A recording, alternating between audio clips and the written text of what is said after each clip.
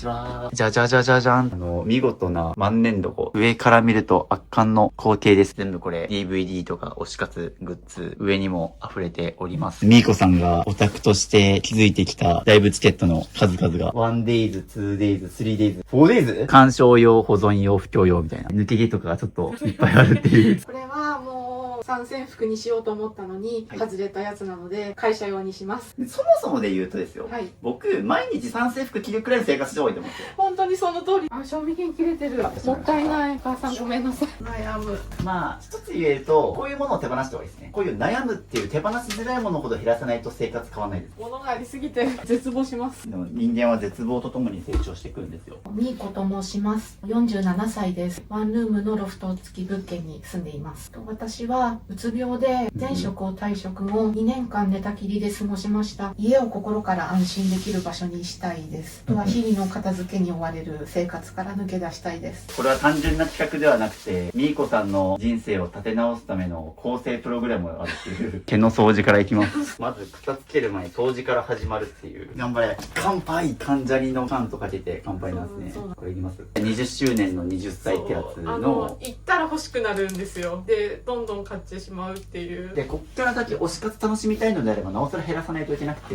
行ったらまた買いますよね。だとすると、これもどんどん増えていく一方なんですよね。シールの中から推しだけ取っておきたいなと思って。あー、なるほど、なるほど。いいですね。まあ、これだけ切って残しましたっていう。あった探し物が見つかりましたほっ。うわー、すごい。天才。素晴らしいですよ。大量にゴミが出てます。はい、という感じでゴミ出しが終わりまして、じゃじゃじゃじゃん。もうカーテンで隠す必要はありません。さよなら万年床。おー、真っ白です。なんということでしょう。すごい、ミニマリスト空間になった。ということで、物減らしコーチング1日お疲れ様でした。お疲れ様でした。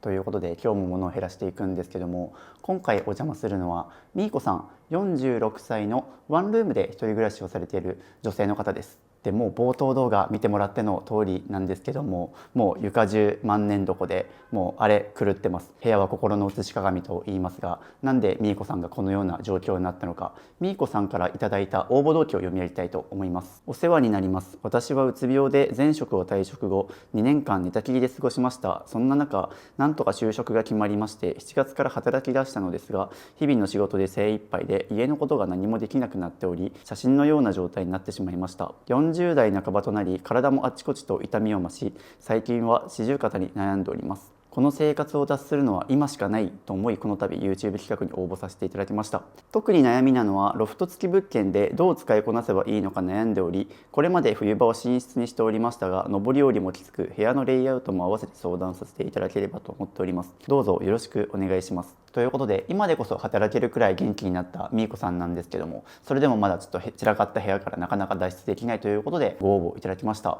ということで、動画本編に移る前にお知らせがあります。この度ミニマリスト支部の公式 LINE がリニューアルしました。僕と一緒に減らしたい人たちが1年後、2年後、本当にリバウンドしてないか、皆さん気になりませんか？この度 LINE 限定で片付けた人たちのその後を追う動画をアップロードしていってます。他にも無料の LINE 特典で13個のプレゼントを配布してます。YouTube 未公開視聴者お片付け動画5本、コーチングで減らし終えた人との対談動画30本、手放すか迷った時の30の質問リスト、ミニマリスト思考が深まる支部の言葉50選、スマホが片付く壁紙アプリアイコン画像150個セット、生活費がわかるミニマムライフコスト計算シート、AI の支部に相談できる AI 支部など、特典の配布は予告なく終了することがあるので、お早めに受け取りをお願いします。ということで、動画本編にどうぞ。こんばんは。こんばんは。はじめまして、ミニマリスト支部です。早速ちょっといただいた内容と重複はするんですけども、ちょっと改めて申し込みいただいた理由をお聞かせ願えますでしょうか。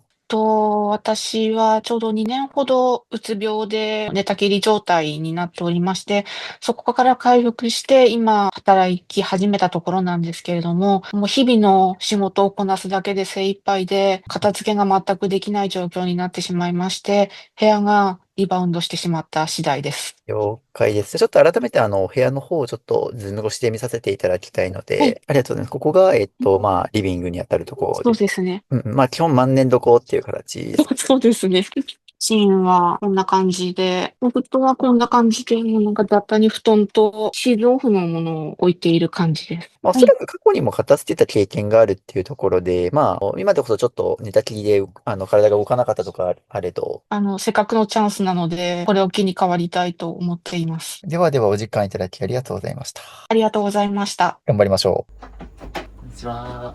こんにちお邪は。魔します。よろしくお願いします。ということで、今日お邪魔しますのは、こちら、みーこさんのご自宅でございます。よろしくお願いします。そして、玄関がこんな感じで、割とコンパクトめな 1K、ワンルームっていう形なので、早速なんですけども、片付け前のルームツアーをさせていただきたいと思います。はい。まずこちらが玄関になりまして、だいぶコンパクトではありますね。靴箱の方もちょっと早速失礼しますね。開けるとこんな感じで、靴が1、2、3、4、5足かなと、あとなんか使うものがこういう風に収納されているのと、上にそのまんま、ちいかわ好きなのかな、ちいかわの黒ウーロン茶の柄があって、多分このパッケージが可愛くて撮ってるみたいな。お清め塩スプレーですね。あと、ハンコが置いてありますね。これは多分、宅急便が来たら押すようにっていうので、ここに早速にAmazon の段ボールが届いて、ちなみにこちらは、窓の目隠しシートを今日のために買いました。ということで今日の撮影のために僕と同じように、僕カーテンお家にないんですけど、目隠しシートっていうフィルムを貼ってて、それで外から見えないように模様をかけてるんですけども、それを注文されてて、その段ボールがあって、ちなみにちょっとお聞きしたいんですけど、この袋2つ見てもいいですか？これ、はいゴミなんですけど、捨て損ねた電池のゴミがはいお宅なのでペンライトの電池がすごく溜まるんですよ。それがなんか積み重なって2つになってるっていう。なるほど。もう自分で今オタクですっていうのをおっしゃってましたが、ペンライトをいっぱい振るんですね。そう、ペンライトいっぱい振るすごい人なので、はい。もう消耗の量がひどくて、なるほど。こんなに電池が、今年の分だけでこんだけ。すごい。もうめっちゃじゃあペンライト振ってますね。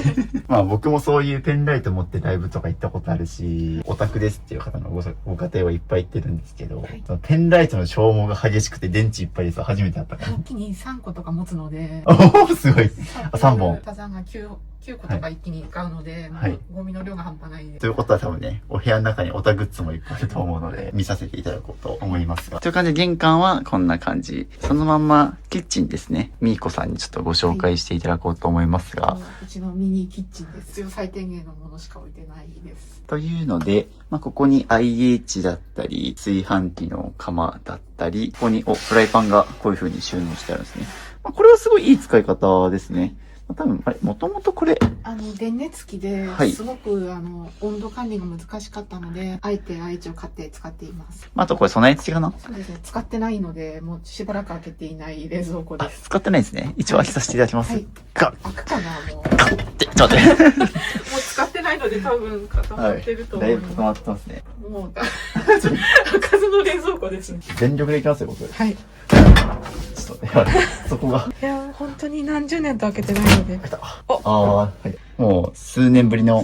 何十年ぶりの再会なので。何十年ぶりですね。はい。ちなみにこのお家は住まわれて今どれくらいですか？今20年くらい住んでいます。すごい、20年間。引っ越す理由がなかなか見つからず、だらだらと住んでしまってる感じです。こっちはゴキブリ対策の。デザインをミニマルにされてますが、もう本当に虫嫌いなんですね。そうです。ほぼ出ないんですけど、一応念のためにお守り的な感じで。もう絵も嫌なくらいね、嫌そいうですから。ですね。あとは携帯用の、災害用のトイレです。こっちがキッチンなんですけど、ちょっと申し訳ないんですけど、この辺りとかはだいぶ、20年間住んできてるので、多分、新聞紙と掃除できてないっていうところと。あと最低限の歯ブラシとか、お箸とか、ここはミニマルですね。上は、ここにもちいかわグッズが、ちいかわラーメン行ったんですね。はい、ラーメンに行って買ってきました。ザルとかがここに。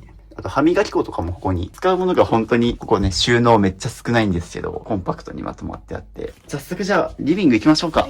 ということで、見事な万年床ですね。はい。今回ご依頼いただいた理由でもありますが、床中物だらけになっているという状況。でも真ん中にベッドですね。俗に言う、ゴミ屋敷ではないけど、もうお部屋ですね。そうですね。無残にも僕の本がですね。ありがとうございます。これはい。渋さんにサインをいただこうと思って買いました。ありがとうございます。ちなみに、ここは、東京ですね。はい。東京のとあるエリアということで、過去にいろいろちょっと大変な時期もあったりっていうところとかをね、後で話してもらうんですけど、なぜこんなお部屋になってしまったのかっていうあとさっき推し活オタクですっていうことだったんですけど、あそこにグッズがありますね。まだいっぱい眠っています。なるほど、なるほど。まあ、ちょいちょいね、あそこにちいかわグッズがあったり、うちわがあったり、では、突っ込みたいところがいっぱいあって、情報型。引き続き、こっちですね。冷蔵庫があって、五十肩体操っていうのはあるんですけど、お悩みなんですね。四十肩と言ってるんですけど、急に来まして、もうこの辺が痛い。もうペンライト振りすぎてですか？ペンライト振るのが辛くなってきた感じなので。それは死活問題でしょ、死活オタクにとって問題で。す。自動しないといけなくなりますよ、肩つかなくなったら。絶対嫌です。嫌ですね。生きがいを失ってしまうっていうので。そうですね。それも結構ピンチで。どっちも。お部屋だけじゃなくて、肉体の方もですね。まあ、治療を頑張ってる形跡しかり、なんでこのシナモロール。なんか、アイシナモロールって言って、はい。現実を生きるシナモロール。こうサングラスをかけたシナモロールがいたり、みかんが置いてあったり、もうこれ電子レンジ開かないですね。そうですね。ちょっとすぐここに買ってきたものを置く癖があって。あと僕気になったのがやっぱりペットボトルの空きがちょいちょい。そうなんですね。ねなかなか捨てようと思って収集日まで置いてしまうタイプ。処分めんどくさいですからね。でまああとはプロテインとかいろいろ、また食器もちょっと置いてあるっていう感じ。あと冷蔵庫見てもいいですか？大丈夫です。失礼します。ああ、もうよかった。ああ、なんかここは、むしろ、ここもミニマリストというか、ここは全然、はい、もう納豆、キムチ、浄水器のお水と、コーヒー。渋さん用のコーヒーです。ありがとうございます。これ、後ほど、無印の、ありがとうございます。まあ、ここだけ見るとスッキリ。だからもう本当に必要な分しか買ってこないっていう。そうですね。あまり物があると余らせてしまうので、冷凍庫はめちゃくちゃ詰まっています。そしてじゃあ、多いと噂の冷凍庫、失礼します。じゃじゃん。まあ。どうしても平日何も夜できなくて、冷凍パスタに頼りがちなので、そうですね、それも食べられるようにしてほしい。もうなんか、好きなものが分かりやすくて、全部パスタですね。そうです。すごい。パスタ以外ないですね。パスタしかね。なんか好きなものが分かりやすくて、僕はこういうの逆に好きですね。ありがとうございます。ちょっと自炊する余裕とかも基本はないみたいな。はい。あとはここにまた定番ですね。あると落ち着く。味付く。パン。僕も好きだし、ちっちゃい時よく食べてたんですけど、このお部屋にこれあるとお金ないのかなと思っちゃって、これって節約飯の定番ですよね。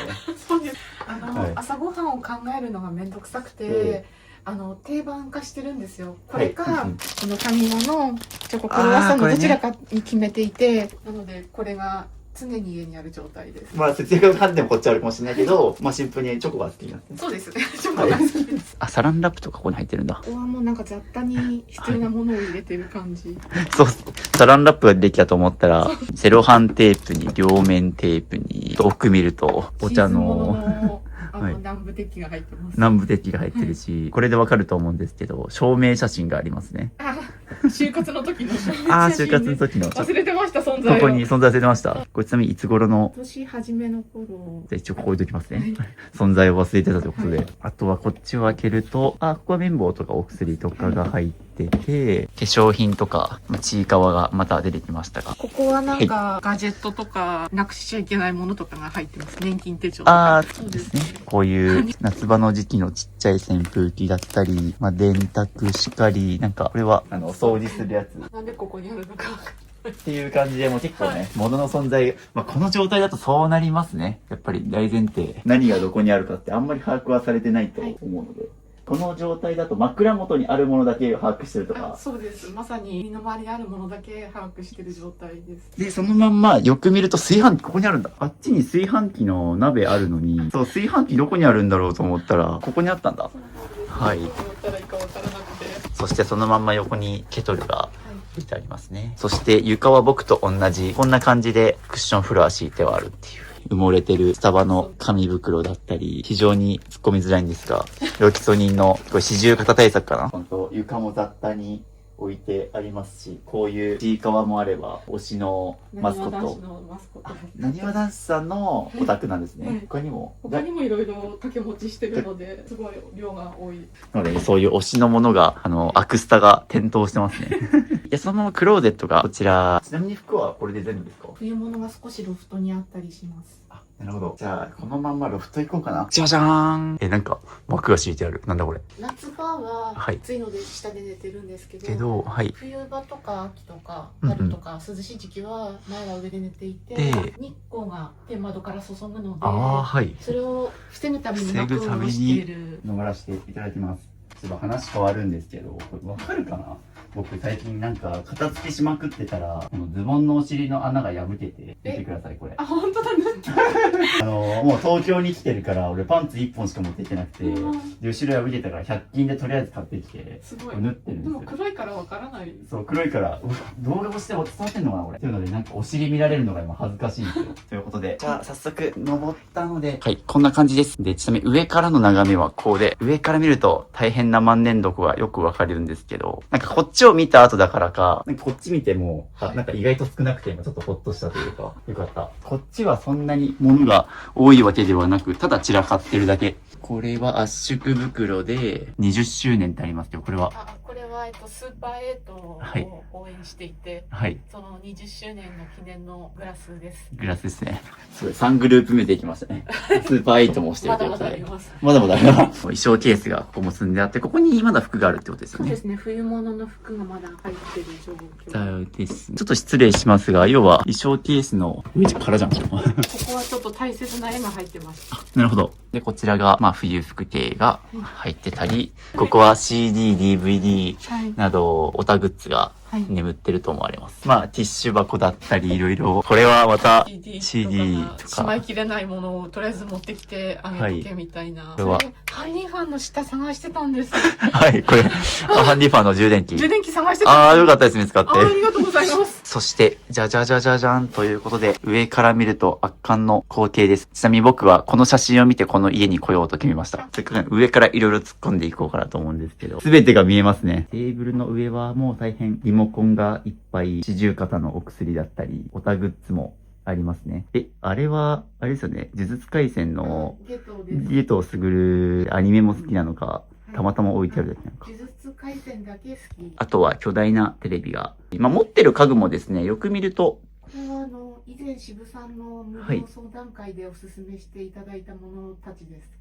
そう。実は僕たち過去にズームでお話ししたことはあって、そのあたりもちょっとまた自己紹介で触れますが、なのでちょいちょい僕が過去におすすめした商品とかは持ってるっていう。なので、減らしたらすごいいいお家になると思うんですよ。だからこそもったいないっていう。大変触れるか迷ったんですけど、もうありのままね、映して大丈夫とのことで、はいご本人はそんなに気になってないというか、当たり前だと思ってると思うんですけど、やっぱりそうですね、ちょっと結構、そう、すごい、夏になってから万年床で掃除ができていたり。で、そうですね、抜け毛とかがちょっといっぱいあるっていう。すいません。すいません。そうですね。すいませんすいません。もしかしたら画面の見てる皆さんもね、ちょっとうっと思った方いるかもしれないですが、こうなったからにはいろいろ、私生活のところだったり、片付けできてないこと、何かしら理由があったりすると思うんで、そういうところも含めちょっと今から、ご事情の方を聞こうと思います。はい、ということで、片付け前のルームツアーを見させていただいたんですけども、今からみーこさんに自己紹介だったりとか、なんで申し込んだのか、今悩んでるお悩みだったり、物を減らしてどんな生活したいのかをお伺いしたいと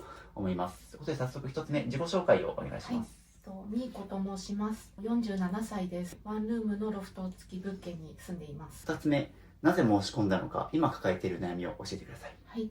私はうつ病で前職を退職後、2年間寝たきりで過ごしました。そんな中、なんとか就職が決まり、7月から働き出したのですが、日々の仕事で精一杯で家のことが何もできなくなってしまい、物でいっぱいの生活になってしまいました。40代半ばとなり、最近は四十肩にも悩まされていて、この生活を脱するのは今しかないと思い、YouTube 企画に応募いたしました。そう、2年間のちょっとうつ病の経験を経てですね、結構仕事とか生活で大変な状況になって、お家が散らかってしまったっていう。シンプルに家が散らかってる状態って、その片付けの方法を知らないとか技術的な問題じゃなくて、僕根本、物が多くなったり片付かないと心の問題っていう話をよくするんですけど、部屋は心の写し鏡っていうような、メンタルが病んでるとどんどん片付ける余裕がなくなってきて散らかってきたりとか。で、逆もしっかりで、この状態の部屋で暮らしてくると、この散らかった状態がストレスでまた病んでくるんですよね。そう、だからもう負のループで、それを断ち切るためにも、僕、メンヘラ予防に物を減らしてくださいって言ってるんですけど、やっぱ片付いた状態のお部屋だと、ね、整った空間、自分のメンタルも、整ってくるから、負のループに入っちゃってるんで、これを断ち切るためにもね、僕に依頼をしていただいたっていう感じだと思います。2年間うつ病で休職されてたとのことなんですけど、ちょっと、言える範囲で大丈夫なんですけど、どういったことが理由でうつになってしまったのか。コロナ禍の変化についていけなくて、仕事の業務量が多くなったり、コロナによって結構会社がね、バタバタしたりとかで、仕事のやり方見直すとか、会社によっては出社じゃなくてリモートワークになるとか、いろいろ働き方の見直しもあったりした時に、結構仕事量が増えて、もううつの診断を受けるくらい大変になってしまってっていうのが、いつ頃ですか2年3年くらい前。2、3年前からうつになって、そこから今回復はしてる。そうですね、働けるくらいには本当に起きられなくて、常に本当に寝ていないといけない状態で、もう世の中の外の人が怖くて、外に出るのも人がいない時間を見計らって出たりとか、もう外に出たりとか人と話すのもしんどいみたいな状況で、さっきね、この部屋のど真ん中にね、マットレスが置いてあったと思うんですけど、その時の名残ってことですよね。その時の名残です。逆に言うと、それ以前はこういうお部屋ではなかったんですか？割と物は多い部屋だったんですけど、はい。渋さんの無料の相談会に参加してから部屋はもう結構綺麗な状態で、働く前までは綺麗な状態でした。そうですよね。で、そこから久しぶりに YouTube の募集したら申し込んでくれて、こういう部屋になってたっていう。なので、もともとそういうちょっとうつ病になる以前っていうのは全然綺麗なお家だったから、多分ね、本当に片付けてしまえば、むしろね、多分お部屋だった期間の方が短いですもんね。47年生きてきて、多分このお部屋になってるのって、直近3年ぐらいとか。だから頑張って減らせば多分またすぐ元の状態には戻れると思うので、またね、この状態になると、どこから手をつけたらいいかわからないっていう状態だったり、重い腰が上がらないですよね。肩も上がらないし、腰も上がらないしっていう、もう結構ね、もう心身ともにメンタルも肉体も結構今しんどいっていう状況だと思いますし、でもっとさっきこの部屋ってロフト部屋っていうのがまた問題で、ロフト部屋って上り下りですごい体力的にもね、消耗激しいからこそ後回しになってるっていうのもあると思いますし、で僕それで逆に気になったのが、結構2年間ね、今こういう風にちょっと鬱でお部屋散らかってっていう休職期間もあって、結構推し活、結構ライブとか行かれてると思うんですけど、その時のお金とか時間っていうのはどんな感じで抽出されたんですか？寝たきりの時はライブは行けなかったです。そうですよね。はい。じゃあ最近ようやく元気になってきて。そうですね。反応で生き出す感じです。なるほど、なるほど。確かにね、コロナでライブも全然開催されず、自分も、会ったところで行けないしみたいな。そうですね。なんかチケットは取るんですけど、行きたい気持ちはあってチケットは取るんですけど、当日もどうしてもダメになってしまったりとか。あれですか、さっき7月に就職されたってことなんで、4ヶ月前ですけど、その時くらいからうつが治ってきたみたいな。今年の初めくらいからリワークという施設に通ってまして、生活を立て直すための施設、生活訓練のための、朝何時に起きて通所して、そこで作業をして何時に帰るっていう生活リズムを整える学校みたいなところに通ってまして、その期間から割と元気になった感じです。すごい、だって起床時間まで含めて管理されてるから。そうですね。ありがたいですね、それは。無料でやってくれるサービスなので、行政で。そっか、国とか行政がやってるものだから、じゃあ結構ちょっと鬱になったりとか、そういうちょっといろいろ問題があって、生活リズムとか崩れてる人はそこ行くと。なるほど、いいこと知った。そういうのも使ったりして、ようやく立ち直ってきて、僕の片付け依頼も申し込むくらいのね、余裕もできてるので。なので、今のみーこさんだったらね、もう、こういう機会さえあれば、頑張って減らせると思うので、頑張りましょう。じゃあそのまま、3つ目、物を減らしてどんな生活をしたいのかお伺いしたいです。家を心から安心できる場所にしたいです。あとは日々の片付けに追われる生活から抜け出したいです。そうですね。頭の中にあるトゥードゥーリストの上がもう常に片付けだと思うんですよ。片付けしなきゃこの部屋だとまずいっていうのがずっとね、頭の中にあって、それがまたストレスだと思うし、いろいろね、聞きましたけども、やることはシンプル。とにかく物を減らして片付けば悩みはね、吹き飛ぶと思うんで、もうやるしかないですね。よし、じゃあもう早速減らしていきましょう。よろしくお願いします。よろしくお願いします。お知らせです。ミニマリスト支部の LINE を追加するとなんと無料で YouTube 未公開の片付け動画やルームツアー動画5本、スマホのホーム画面が綺麗に片付くアプリアイコン画像150個と壁紙セット、物を手放すか迷った時の30の質問リスト、ミニマリスト支部と1対1でズームできる相談会、インテリアの参考になるミニマリスト部屋のリンク集など、他にも計10個の特典を無料プレゼントしています。配布は予告なく終了する可能性があるので受け取りをお早めに、概要欄のリンクか QR コードから登録お待ちしてます。ということで今からから片付けていくので、早速クローゼットを片付ける前にこの万年床のベッドを畳みます。お願いします。はい。あー、なんか出てきた。なんかとは、なんかストッキング。ストッキングとストッキングとアイマスクとと靴下の方はちなみにここ万年床解消したのいつぶりですか？7月ぶりなので4ヶ月とか。じゃあ4ヶ月ずっともうベッド敷きっぱなしだった。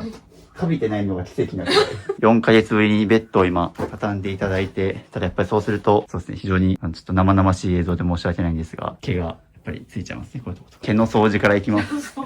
YouTube の企画で初めて言ってますよ。もう2年間続けてるんですけど、辛いです。初めて毛の掃除しましょうって言いました。なんか女性に対してそんななんか毛の掃除しましょうなんて非常に失礼だと思うんですけど、真実なので受け止めます。コロコロしていただいてます。掃除も含めて片付けですので、はい。いい機会ですね。ゴミ袋も買っていただいてますね。今まで45リットルを使っていなかったので、慌てて買ってきました。ちなみに東京のこのコンパクトなお住まいで20年以上ずっと住んでると思うんですけど、なんか引っ越したいなとかそういうのは一切なかったんですか？あります。引っ越したいと思った時に限って忙しくて後回しにしていたらこうなってしまいます。それの繰り返しで20年経ったみたいな。そうです。本当に面倒くさがりの繰り返しで20年経ちました。今回をきっかけにちゃんと物減らしたら、まあ引っ越し簡単だと思いますよ。そんなめちゃくちゃ広いお家でもないし。そう、前は物量があったので、それが不安で引っ越しもなかなか手がつけられずっていう感じでした。そうですよね。ただ、まあ、なんか決して物は散らかってるんですけど、大型家具がそんな多いわけではないので。ですね。渋さんの動画に出会って本当に大型家具を捨てた感じです。お、よかった。いやでもこれをね、なんか YouTube にもう出てまで片付けようと本当に覚悟してくださってるので、本当にありがたいというか、でもこの動画を見て本当に背中を押される人もいっぱいいますし。同じ境遇の人に届けば嬉しいです。まず片付ける前に掃除から始まるっていう。あんまりないですよね。はい。人に毛の掃除をさせるなんて本当に申し訳ない。なんかマックとバーガーキングの袋が異常にあったんですよ。おー。ストレスなのか、なんかもう手軽に食べれるものを欲してたらしくて、それがちょっとドン引きしました。なるほど。そうですね。やっぱり、お部屋が散らかってたりするのって、単純なさっきから片付けられるとかじゃなくて、まあ仕事だったり、食生活とかもね、もうストレスでどんどんそこね、荒れてきますよね。はい。しかも手軽に食べれるものもいろいろある中で、もうハンバーガーです、そう、ハンバーガー一択だったんです。でもこうやって話してみると、ね、なんか全然社交的というか明るい感じだし、うん、なんか仕事もできそうというか、まあいろいろ本当にあったんでしょうけど、過去。うん、今は結構本当に元気そうに見えるので、ね、過去にそういうバーガーキング食べててやばかったとかも、笑って話せるくらいのね、回復はされてるので、なのであともうここ減らすだけです。はい。まあなので、ちょっと言葉あれですけど、これは単純な企画ではなくて、みーこさんの人生を立て直すための構成プログラムがあるっていう。でもそれから覚悟で来てますもんね。はい。なのでね、今仕事がもうちゃんと復職されて、軌道になり始めてるこのタイミングで、片付けも終わらせて、身軽な人生取り戻しましょう。はい、ということで、ここも空いたので、クローゼット行きましょう。ただ、クローゼット、今度片付け前にここですね、床をどけなきゃいけないっていう。夏服と冬服混在してるんですけど、はい、冬服が上にあるんですけど、下ろした方がいいんですか？そうですね、下ろした方がいいですね。なのでちょっとみーこさんじゃあ上から服取ってきてもらって、僕ちょっとその間ここ、物をどかしたりして、協力プレイで頑張りましょう。服を基本的に落としていく形式なんですけど、いいですよ。いいですか？はい。なるほど。こうやって衣替えをどんどん落として。そう、いつもはもうボンって落としちゃいます。なるほど。でも今後衣替えしなくていいようにも、ここに全部服減らしつつ固めちゃいましょう。という感じで上にあった冬服をここに固めまして。で、もう万年床なんでちょっとどんどんどかしていきます。カバンも床に落ちてたり、これはレギンスか肌着とか。夏物ですね。おー、出てきた。サイリウム。でも多分電池はめっちゃありますけど。ジュニアなんですね。はい。今一番推ししててる。あ、じゃあジュニアも好きなんだ。そう、ジュニアも好きです。なんか関西のグループがすごく好きで。関西弁好きなんです。大好きですね。ああ、なるほど。関西弁フェチみたいな感じなんですね。これはタイムレスです。ああ、タイムレスはわかる。中島健人さんとかが脱退した後、ネットフリックスでやってましたね。タイプロの。僕はすごい見てないんですけど、知ってる感じの素振りって言って知らないっていう。いや、大丈夫です。あ、髪の毛がすごい。ちょっとこれ本当に映すの申し訳ないですけど、雰囲気だけ。本当にお恥ずかしい。はい、あんな感じです。ね、もう今後はこういう髪の毛も掃除しなくていいように、今日僕が一日で片付け終えますので、まあ、着々と今床を開けて、まあ、服はこっちに積みまして、でこっちにもですね、衣装ケースが。あ、これはグッズです。あ、グッズケースなんだ。まあ、オタグッズが一等地に置いてあるって感じですね。そうですね。これのためにあるような感じです。これじゃあ家中にある袋はもうここになりますか？はい、これで全部です。ということで服から減らし始めていくんですけども、で片付けをするときはもう絶対に服から始めてくださいって僕言ってて、まあ理由としては、まず服ってもう皆さん持ちすぎ。結構シーズンごとに買わなくてもいいのに買ってたりとか。で、もっと言うと服って減らした翌朝からすぐ服選び楽になったりとか、コーディネートが楽になるので、変化を感じやすいんですよね。服減らす時の鉄則はまず全出しっていうので、クローゼットの服を全部出していきます。ちなみにここにかかってある服は結構今着てる服たち。そうですね。あとはコンサート用の服とかもあったり、あ、でもいいですね。なんか、それこそハンガーとかもちゃんと、統一してます。そうですね。だから本当に持ってるものは素晴らしいからこそ、もったいないし、片付いた後の部屋がめっちゃ楽しみですね。なんかコンサートに当たっていないのに、はい参戦服とかを買ってしまうんですよ。あー、なるほど。当たってないけど、そう行くつもりで、それでよし買っちゃえみたいな買い物をしてしまう。参戦服っていうのは、そのライブ会場で公式に売ってるものじゃなくて、自分の中の普段は T シャツが多いんですけど、うんライブ行く時はこういうブラウスとかちょっと女の子らしい格好にして少しだけおしゃれをしていく。やっぱね、推しに会いに行くわけだからね、やっぱりとびきり可愛い自分でいたいと思うんですけど、そうこうしてるうちにはい全部出し終わりまして、じゃじゃん、服の全出しが終わりました。一旦この状態から先にオールシーズンでもう絶対に着るもの、いるものだけをちょっとどんどんかけていきましょうか。これは使ってますか？これ存在忘れてたんですけど、はい、一発目から。まあ、なので今みたいにこう存在忘れてましたってものはもう手放して、はいもう大丈夫です。なくても生活できるっていうこと確かになくて生活できています。ですね。であれば、じゃあこれ一旦手放す方法。これも就活用に買ったブラウスなんですけど、はい。普段使いする気が全くないので処分します。ね、っていうふうに今手放しながらそのいらない理由をこういうふうに解説も自然と言えてるので素晴らしいんですけど、はいそうやっぱ手放す時に理由考えるの大事で、まあ、これちょっとパッと今さっき使ってないからっていうで手放しましたし、まあ、実際服を手放す時は、1年以内に着てない服は手放しておいてっていうふうにしてて、日本は春夏秋冬で着なかった服っていうのは今後も着ないからっていう理由なんですけど、ちなみにこれなんで着なかったですか？なくてもよかった。うんユニクロの小さく折りたためるやつ詰めで、昔フェスに行った時にはい。持ち運べるように買ったんですけど、ああ、なるほど。今はもうフェスとかも行かないので体力的に。うんうん。なのでもう着る機会はないかな。かな。であればこれは手放すっていう感じですね。という感じでどんどんやっぱ手放してからには理由があるので、これは就活用に買ったブラウスなんですけど、会社用に着たいなと思っているシャツです。ああ、じゃあこれは着たい。はい。じゃあかけましょうか。はいこれはまあシンプルだからまあオフィスカジュアルでもいけるしインナーとかに使えるので。うんうんという感じでどんどんいきます。じゃあ続きましてこちらはこれはもう参戦服にしようと思ったのにはい外れたやつなので会社用にします。そもそもで言うとですよ、はい。僕毎日参戦服着るくらいの生活した方がいいと思うんですよ。本当にその通りでさっきからこう参戦服っていうキーワードが出てると思うんですけど、知らない方向けに言うと、結構男性アイドルとかに行く女性ファンの方々が結構参戦服コーデって言ったりして、結構こういうフェミニンな、結構女性らしい服着てくっていうのがまあ文化としてあるというか、可愛くしていくみたいなあると思うんですけど、でも別にそれってライブ用に買わなくても、普段からこういう可愛い服で着ても全然着てもいいじゃないですか。っていう意味でちょっと今言わせていただきました。はい、これ面からなんです。あー、なるほどね。面からのはいはい。白面からなんです。うんうん。でもこれ全然普段使いもできますもんね。はいそうそう、別に言われなかったらこれ推し面カラーのシャツなんだけどみたいな別にね、そう説明することもなく。ちなみにこれ誰の推しカラーなんですか？大倉くん、スーパーエイトの。の大倉くんが緑なので、はいはい。家のものも基本的に緑が多いのはその影響です。確かにな。ハンディファンとか、布団とかも全部緑。本当だ。言われてみれば、なんか緑が、まあ、あれはただの半量なんですけど、まあなんか緑が多い気はします。それはじゃあこれの大倉さんでしたっけ？そうですね、大倉くんの影響です。影響なんですね。ちなみになんかいろんなグループ好きってことなんですけど、はい大倉さんが一番好き。大倉くんが一番です。もう歴も長いんですかね。そうですね。そうですね。またさっき言った A グループとかなにわ男子って割と最近ですもんね。はいでもなんかおたれきで言うと。でも10年くらいだと思います。じゃあ割と確かに。割とそんなにすごい長いわけでもなく、それまでうんジャニーズとか興味なかったので、何かをきっかけにバチッとハマったんですね。そうですね、バチッと大倉くんにはまりました。おー、いいですね。続きこちらはこれも本当は色違いだ。色違いです。さっきのさっ色違い。きの緑と色違いで、はい。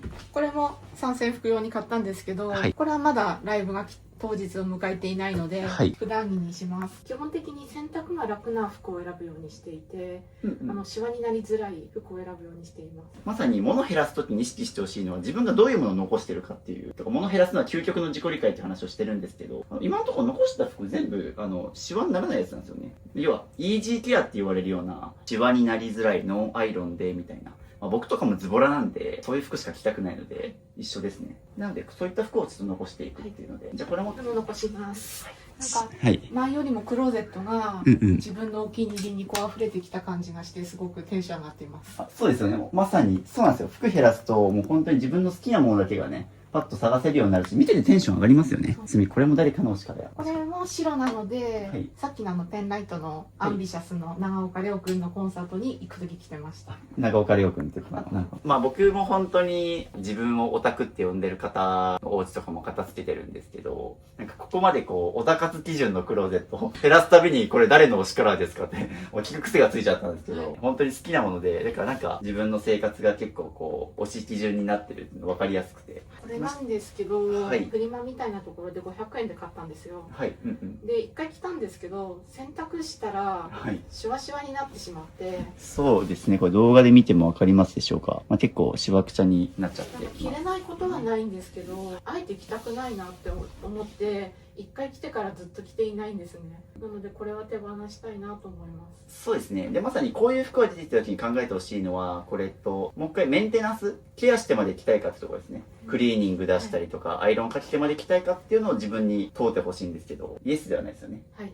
そうだから今の質問された時にイエスって答えられないんだったら、それは手間暇かけてまで着たい服ではないっていうことで、手放すっていうのと、さっきもね、もう多分ノンアイロンで着れるものがいいっていうのが自分の中で分かったと思うんで、じゃあこれは手放します。私私服を制服化してまして、おはいこれと、はい今着てる黒とこれ2着で私服を制服化して中だけ変えるっていう方式をとってまして、うんうん。会社でもこの服の人っていう、はい。なのでたまに柄物を着ていくと驚かれるぐらいの制服をしているので、これは取っておきます。いいですね。しかもすごいシンプルだし、素材感もすごい、割と長いシーズンに着れそうなそう、ですね、中圧な。全然冬とかにも着れる、結構インナーを変えるだけで雰囲気が変わるのですごく使いやすいです。っていう自分の中の定番服も固まってますしね。毎日同じ服着てるわけではないけど、色違いで実質。そうですね。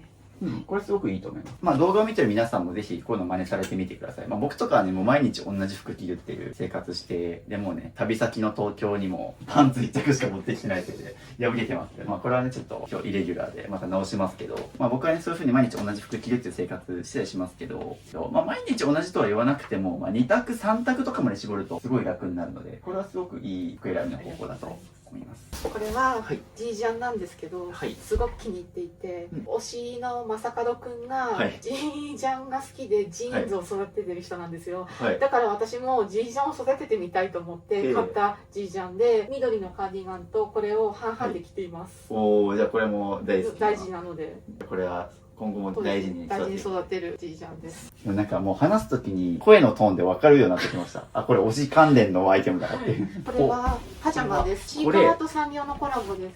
コラボそう、これ、サンリオとちいかわじゃんと思って、これ、もしかすると違法系かと思ったんですけど、正式にコラボしてるんですね。ユニクロです。ユニクロで、ここにもあって洗濯回すごとに交換して使っています。この、ちいかわサンリオコラボのパジャマに2着でローテーションしてる。そうですね。いいですね。はいじゃあこれを2つ残しましょうかはい、ねお。気に入りなので残します。続きまして、ここが2階にあった服たちですね。なので、衣替え用ってことで、多分冬服が固まってると思うんですけど、というので、ちょうど今から、11月の上旬なんで、これからもうどんどん寒くなってくると思うので、今から着たい冬服だけ戻していきます。ですごい悩んでるんですけど、はい。今年の夏 T シャツ5枚で5日間着回すっていうコーデをしてたんですけど、私服をこういう感じに変えたいなと思っていて、なるほど。これですね。これが今迷ってるってことなんですけど、さっき参戦服の話があったと思うんですけど、参戦服っていわゆるガーリーとかフェミニンとか、コンサバに近いのかな。女性寄りの可愛らしい、ザ女性なシルエットの服だと思うんですけど、T シャツってどっちかというと、さっき言ったそのフェミニンとかガーリーってよりはカジュアルな服だと思うので、その点で言うと多分あれですよね。これがも迷ってる。そ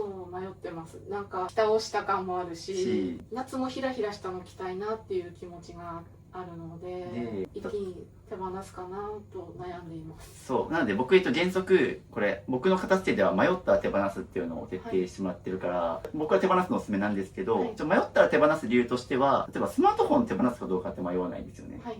とかこれ捨てるかどうか迷わないですよね。捨てないで。ですすよね。みたいな、人間って明らかに必要なものに対しては迷わないっていうのがあって、僕の片付けでは基本的にちょっとでも迷ったら、とか手が止まった瞬間に僕それいらないですよって突っ込むんですけど。っていうので、これに関してはさっきも悩まれてるっていうところで手放していいかなと思うんですけど、この迷ったら手放すっていうのをいかに徹底できるか、これに尽きるんですよね。人間やっぱ明らかに必要なものに対しては迷わないので、っていう観点でいくと、これはどうでしょうか？これはもう手放して来年は違う服を着たいです。そうですね。それが答えですし、さっき残しておくたちにこれがあるんですけど、イメージ濃いんですよね。そうです。ひらひらした素材を着たいです。なんで来年はこれの半袖版とかを買ってもらうといいかなと思いますね。なんで自分の理想の生活に出てこないものは手放すっていうのも基準としておすすめですね。ここにオールシーズンかかるかすごい不安だったんですけど、はい。思ったよりかけられてるなっていう印象です。ですよね。今ね、冬服とかもかけていっているんですけど、まだ余裕ありますよ。そのぎゅうぎゅう詰めではないのでいけますよ。このペースで減らしていけば。ラスト1着、こちらはコートです。これも緑のコートで、本当だ。着ていてテンションが最高に上がるコートです。もうなんかいつかクローゼット全部緑にしてほしいぐらい。したいです。本当にしたいです。おお、今後の経過が楽しみですけど。はい、という感じで全部見終わりました。はい、ということでなんと全部かかりまして、床置きしてあるものなくなりました。すごい。これでオールシーズンいけますね。はい。ちょっとじゃあ数えてみましょうか。17、18、19、20です。20と、みーこさんご自身が着てるものを入れても22着っていうので、すごい、22着はもうミニマリスト名乗っていいです。一応ですね、僕のモノ減らしコーチングの中では60着以下で合格点にしてます。60着以下まで絞ると、一般的な賃貸のクローゼットの横幅に全てかけれるんですね。で、60超えて80とか100になってくると、そうですね、衣装ケースを使わないといけないとか。なってきて、ちょっと多いねっていう段階なんですけど、60が一旦の合格ラインで全部吊るせます。で、40着以下だと結構全部吊るした上でもクローゼットはスカスカになってきて、結構少ないねっていうレベル。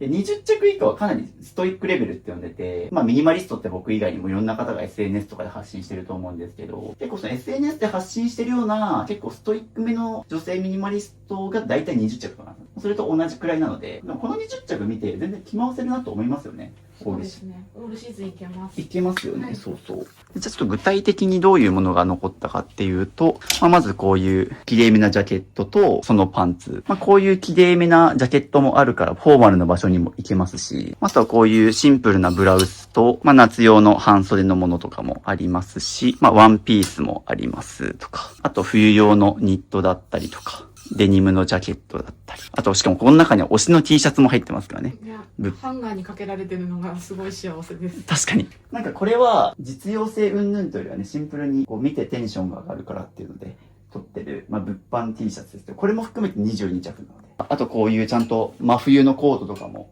残して、ちゃんと春夏秋冬オールシーズン回せるクローゼットで22着なので、素晴らしい。非常に綺麗にまとまりましたね。ありがとうございます。ってなると、上の衣装ケース、あれいらないんですよね。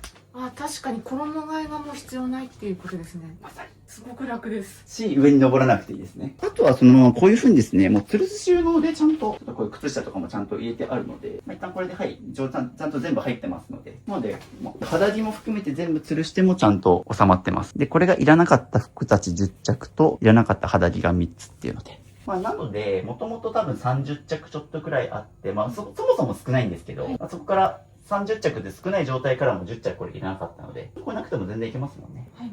じゃあなんか手放してみての反省点とかありますか？T シャツは除いたとして、やっぱり私緑が好きなんだなと思って、これとかも緑、本当は緑が欲しかったけど、緑がなかったからこの色にしたっていうやつなんですよ。はい。だからあんまり愛着が湧かなくて、自分の好きな色とか、なんかこう着やすい色とかよりも好きな色をこれからは着ていきたいなって思っています。いいですね。なんか今着やすい服よりも好きな服っていうのが、まさにみーこさんにとって大事な価値観っていうのもわかりましたね。なんか、ミニマリストを目指してる人イコール、シンプルな白黒モノトーンみたいな服を着なきゃいけないとか、実際そういった服で着回しやすいからおすすめではあるし、例えば、シンプルで無地な服とか、っていったものがやっぱ実際着回しやすさはあるんですけど、僕もですね、いろんな人を片付けてきて、もう例えばクローゼットは全身ピンクの人とかも僕見てきたし、で、だからこう、服を少なくするイコール絶対シンプルなものを着なきゃいけないってこともなくて、ね、こう、シンプルな服着てテンションが上がらないよりも大好きな緑着てる方がテンション上がるんだったら、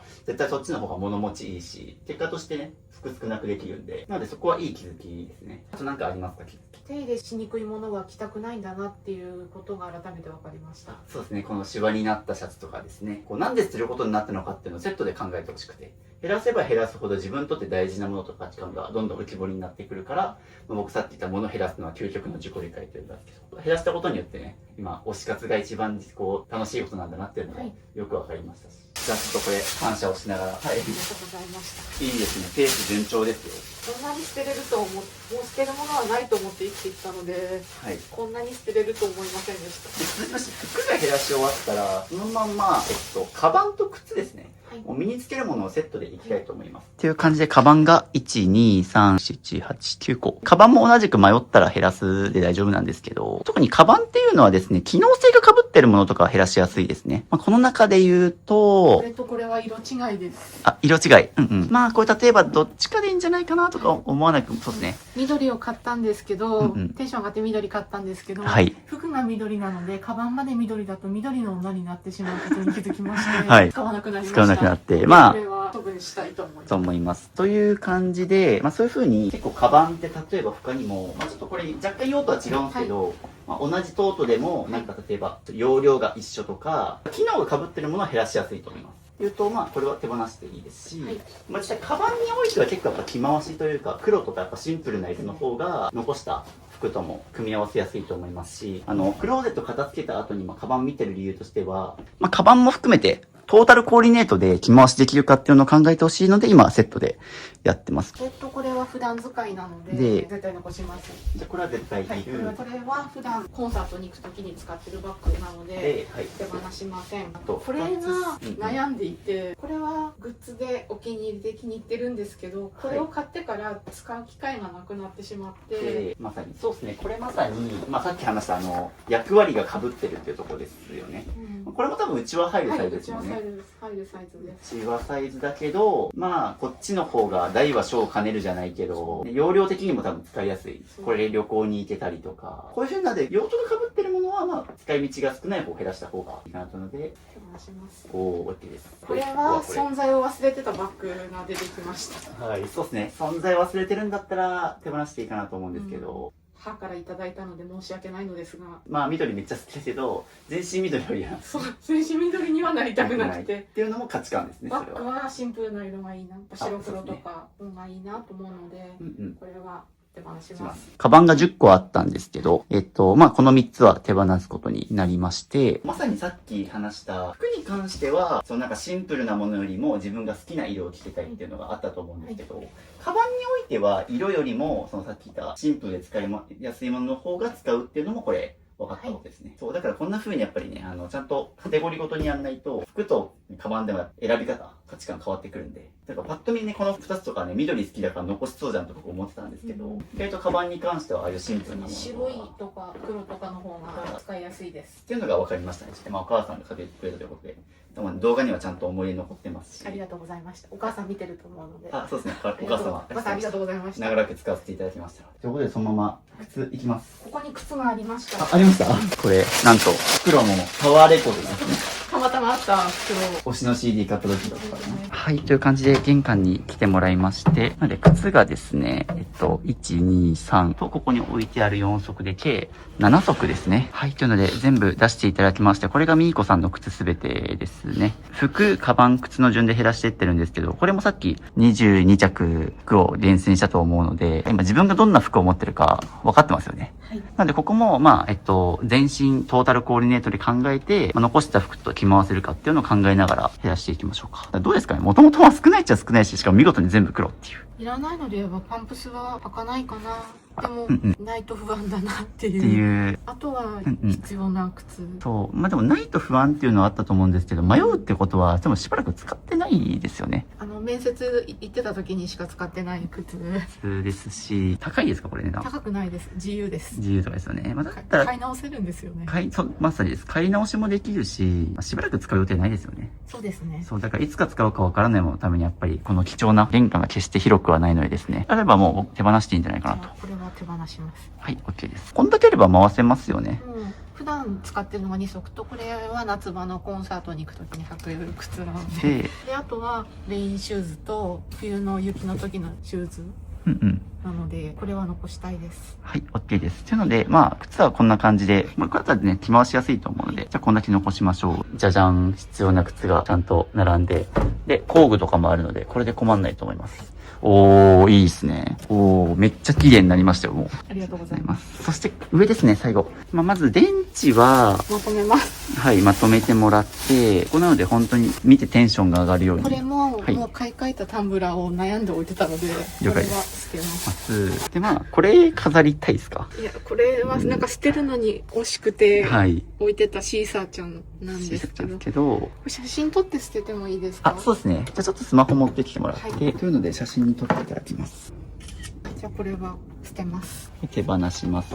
あと残ったのがこの3つなんですけど、これ、匂いがあるのは嫌ではい使ってないんですよ。なのはいでこれも処分したいと思います。そうですね。これお清めスプレーっていうの、塩スプレーですね。病んでた時に、はいなんか藁にもすがるような思いで買ったはいスプレーです。で、まあ、実際からね、その時はこれ買って、まあ、精神安定剤的にね。そうですね、持ち歩いてました。でも今大丈夫ですね。はい。もうこの2つさえあれば、別に困んないですよね、これで。はいむしろ何もない方がなんかパッと見てやっぱ大きいですね。はい。というので、玄関はこのようになりました。もうハンコと鍵と傘だけ。この状態ですごい綺麗ですね。ということで続きましてが何かわかりますでしょうか？次です書類ねと。かお、正解です。次、紙の本と書類いきます。はいというのでですね、無残にも僕の本がこんなところにあるので。これは今日のために、あ今日のために今日のためにサインいただこうかと思って買った本です。こちらの手ぶらで生きる、僕が2018年、7年前に書かせていただいた本が、これなんと手のひらサイズの文庫本になりまして、最近はなんかおかげさまで重版もいただいたりとか、ぜひ概要欄からお求めくださいというので。家中にある本ですね。はい、本あります。実はこう立てかけてあるああ、本当だ。ちょっと雑誌とかですね。はい推しが載ってる雑誌とかがちょいちょいあるので、ちょっと推しグッズってくくりではあるんですが、家中にある紙の本と書類をちょっとひとまとめにしていきます。いや、でも着々と床が空いてきてますよ。この白い床がね、最後どこまで見えるようになるのか楽しみですけども。なんか、ため息つかれましたね。私のページだけ取っておきたいんですけど、ああ、それをやるのが億劫で、まあ、正直言うと、決して多くはないです。まあ、今、書類と、なんかさっきの年金云々とか、ゴミの仕分けのとかいろいろあるんですけども、先にちょっと紙の本いきますね。ということで、服の次は紙の本僕おすすめしてて、理由としてはこれ、効果出やすい順に僕減らしていってます。で、服は減らした翌日からコーディネート選びも楽になるし、紙の本もそうですね。紙の本も基本的に片付けしてこなかった人のご家庭で結構本棚にぎっしり本で集まってる傾向もあるし、で、本って最悪、これ手放してもまた買い戻していきます。後に回した方がいいのは思い出の品系ですね。ちなみになんか思い出の品系思いつくのあります？まあ、これか。っていうのは逆にちょっと後回しにした方がいいです。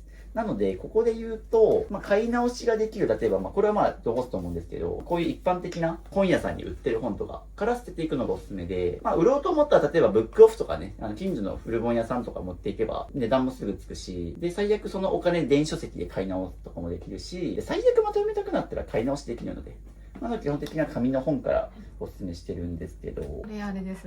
ゲッターズさん。ゲッターズ飯田さんだ。僕22日連続片付けてるんですけど、もうゲッターズ飯田さんの本はいっぱい見てきてるので、だからもう僕多分ゲッターズ飯田さんの本何冊か売ってるんじゃないかっていうくらい宣伝する気がする。まあ僕もね、占いなんかおすすめされて行った時期とかありますけど、まあ僕も別に占い趣味だから別に好きで行く分にはいいと思うんですけど、まあ僕もどっちかというと、人に言われたことで、お前に左右されたくねえみたいなタイプだから、いいですね。まあでも一旦占い本があったりとか、はいグランメゾンパリ、チラシですね。しかもこれ何枚かあるぞ。1枚、2枚、2枚ありますけど、保存用、不況用で。そうですね。はい、という感じで分類をしていただきまして、こっちがファンクラブの開放だったり、チラシ。こっちが書店で買える本ですね。この中で言うと、まずここから手をつけていくのがおすすめです。この辺はは推しが載っているので、推しのページだけ残したいんですけど、それって大丈夫ですか？全然 OK です。で、むしろやってもらいたくて、それは。十分少ないから全然ね、残してもいいんですけど、より少なく絞りたいっていう場合は、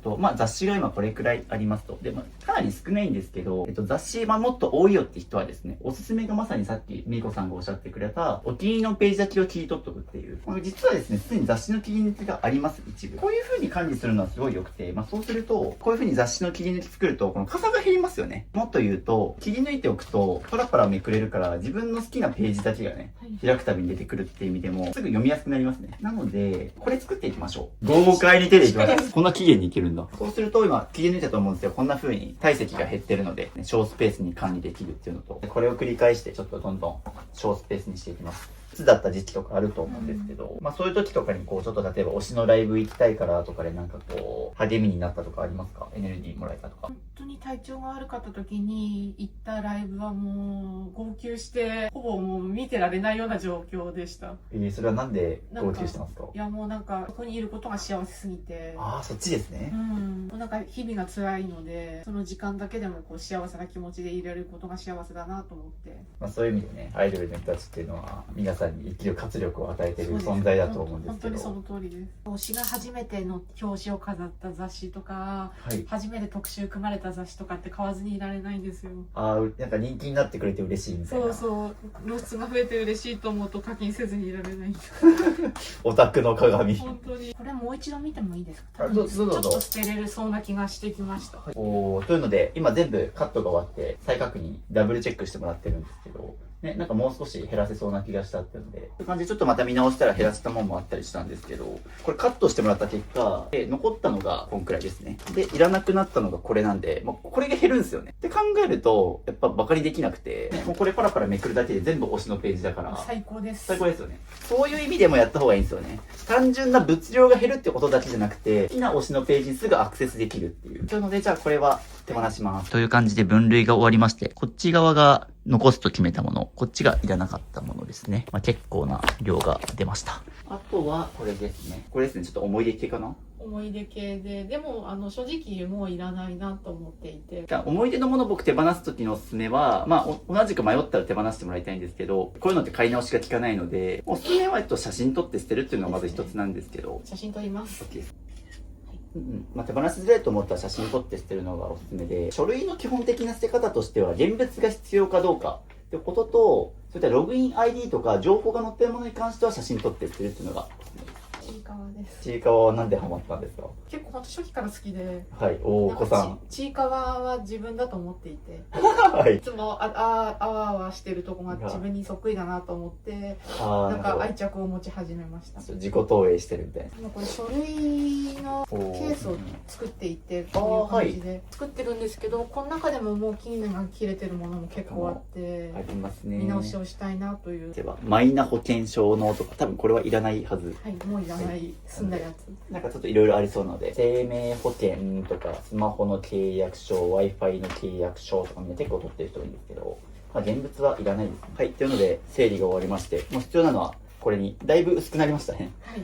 という感じで、もう30分ぐらいでささっと今、書類系片付け終わりまして、大量ですね。バババババッと。いらない書類がいっぱい出ました。今日のゲッターズさんだけ見てもいいですか？どうぞ。日中は運気の流れが良く、周囲の人から学べることもありそうです。欲しいことをはっきり言ってくれる優しさもあると忘れないように。俺じゃん。渋さんのことですね。当たってるわ。当たってた。ゲッターズいだ当たるんやな。その通りでした。すげえ。結構な量出ました。これで、服と紙系終わりましたね。時刻は4時手前。1時から片付け始めてるんで、3時間ぐらいぶっ通しでやってるので。そうですね。ちょっとまだ、ただ床置きはまだまだあるんですけど、でももう今服と紙の本っていう一番しんどいとこ終わってるんで、ここから先はですね、これ床置きしてあるもの、もう結構種類雑多にあると思うので、はい、もう床置きしてあるものをどんどん減らしていきます。はい、まずもうテーブル全部出します。はい、物がありすぎて絶望します。でも人間は絶望とともに成長していくんですよ。すごいです。大量のおしぼり、ファミマのおしぼりいっぱい。これいります？いらないです。いらないですね。せっかく素敵なね、丸テーブル。僕のおすすめで買ってるはずなんですけど。そうです。渋さんにおすすめされて買いました。せっかくの、白いシンプルなテーブルがこんなものだらけに。テーブルがまっさらに。でもだいぶ汚れている。そうですね。いや、でも、ちょっとずつ人が住む部屋になってきてますね。でもそうなんですよね。僕、よく片付けた方が、物減らしてから掃除するようになりましたってみんなおっしゃってくれるんですけど、物が多いとね、どかさないといけなくて。ここ毎日掃除してたんですよ、物がない頃。今では考えられない。でもこれからはね、これを日常にしていただいて、まあ出したんですけど、推しグッズどんどん固めましょうか。そうですね。はい。でもどんどんいらないものもゴミ袋詰めちゃって大丈夫です。こういうの取っときがちなんですよ。焼きそばについてたわかめスープとか。焼きそばについてたわかめスープ。やります？飲みません。まあ、決して健康的な食事をしてる風には思えないんですけど。そうですね。全然健康的じゃないです。なんかそこはなんか今後直していきたいとかあったりするんです。もともとはなんか結構健康的な食生活だったけど、うつとともに悪化してたとか。そうですね。もう全然できなくなっちゃったので、お弁当自分で作れるようになりたいです。もともとは作ってた。はい、作ってました。であればそうですね。だから本当に結構もう、うつになるくらいいろいろあったと思うので、私生活が荒れるとともに食生活を磨いてきて、バーガーキングでしたっけ？そう、バーガーキングとマックの日々になりました。で言うと、まあこれはあれですけど、まあジャンクフードとかはどんどん減らしていきたいですよね。実家に送るのは禁止されてるのは知ってるんですけど、妹の推しなのでこれは許してください。ちなみにどんなものでしょうか？おぶんぐと一緒っていうキャラクターなんですけど、はい。妹が好きな何もなき者さんという子なので、これだけはどうしても出たい。譲りたいです。はい。迷ってますね。シーサーちゃんはつけてるんです。シーサーちゃん。まあなので、ちょっと推し活グッズに関しては残す量は後で決めましょう。はい。なので一旦ちょっと分類しておいていいですか？はい。もちろん全部を捨てろとは言わないんですけど、やっぱり残す量を決めないと無限に買っちゃうので、ということで、後ほど。使うやつだけも元に戻していってるんですけど、なんかまた靴下出てきましたね。奥さん、もう本当に、はい。これを選択します。はい、OK です。と、よく見ると、そっちにもあるかな？探してみるとあっちこっち混じってたりするので、そういうのも今どんどん分類していってます。大量に出てくるマスク。毎日マスクもしないと外に出られないのので。で、まあこれは玄関とかに置くといいですね。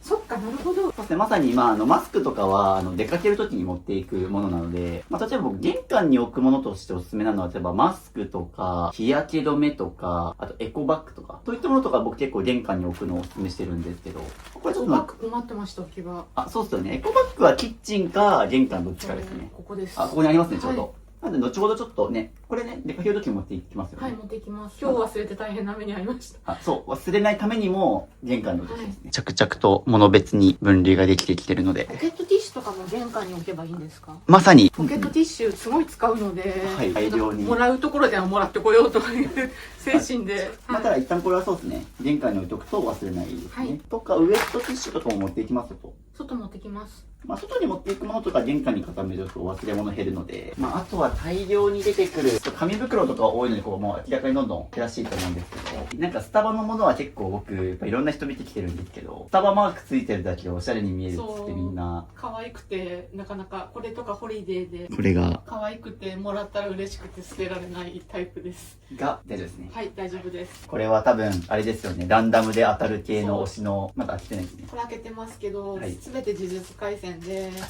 開けてもいいですか？開けても大丈夫です。おー。五条悟。はい。これはいります？これは妹に行くやつです。呪術関係は。妹に送るのを、先延ばしにしていて。はい、そう。だから僕が基本的に売る譲るやらない方がいいよって言ってる理由がこれで、みんなやるって言うんだけど、後回しにして片付いてない人僕いっぱい見てきたので、これを小野ちゃん買いしたんですよ。ミニマリストの小野ちゃんが好きで、はい小野ちゃんが買ってたポーチを真似して300円のポーチ買ったんですけど、使ってない。使い道が見つからなくて。はい。あるあるパターンですね。緑が好きだから買ったそのかな。う、緑も好きだったし、小野ちゃんも好きだしと思って買ったんですけど。はい、僕の YouTube チャンネルにもね、過去何回か出ていらっしゃる、お子さんがいても、ギリミニマルな暮らしをされてる、小野ちゃんの愛用品。はい。使ってないですね。使わないです。実家から送られてきた荷物がそのままおー。置かれていて。ちょっと見ましょうか。私、巻物が持っていなくて、はい。ストールとか枕とかブランケットが欲しいっていう要望をしたら送られてきたストールです。すごい、何でもお母さん送ってくれるし、ですごい。どうせ自炊しないんだろうっていうのがバレていて、カップラーメンが大量に入ってます。すごい、なんかちょいちょいここにも溢れてて、そうなんです。気になりましたけど。素晴らしい仕送り。チョコレートだったり、スープだったり。これ、わざわざ買ってくれたんかな？そう買って送ってくれたらしいです。優しいけども、お子さんがどんどんダメな生活にあ、賞味期限切れてる。もったいない。母さんごめんなさい。はい。そうなんですよ。こういうことが起きちゃってるから良くなくて、まあそこにですね、積まれてあったものなんですけども、こういう風にもらっても食べてないってことは、まあ、正直いらないものだと思うんですよね。そんなに好きじゃないのか、最近言ってるのが、まあ、片付けは、家族間のコミュニケーション訓練になるよっていうのを言ってて、例えばよく家族がいるから捨てられません、パートナーがみたいな話をすると思うんですけど、結構その悩みって意外と片付け以外にも実は他にうまくいってないことあったりするんです。夫婦間の仲が悪かったりして、で、なんか片付けのこととか相談しようと思ってもなんか腹割って話し合いができないとか、今回で言うと実家から送られてくるってことに関しても、必要がないと思った時にすぐ言える関係値であったりとか、まあ仲はいいと思うので、今後なんかそういう風になんか自分が思ったこと、これはいらないとかもう使わないからってことは思った時点でちゃんと伝えてあげるっていうのも、お互いのためですよね。向こうは向こうでなんかね、使わないものを送って、でこうやって捨てられてってやったら、ね、せっかく送ったのにっていう気持ちになるし、まあ、せっかくだったらなんか逆にこういうのが欲しいとか、そうですね。自ら欲しいものをちゃんと伝えることが大事ですね。もうまさにそうですね。ちょっとその椅子出しましょうか。なんか奥、紙袋の山が、じゃじゃじゃん。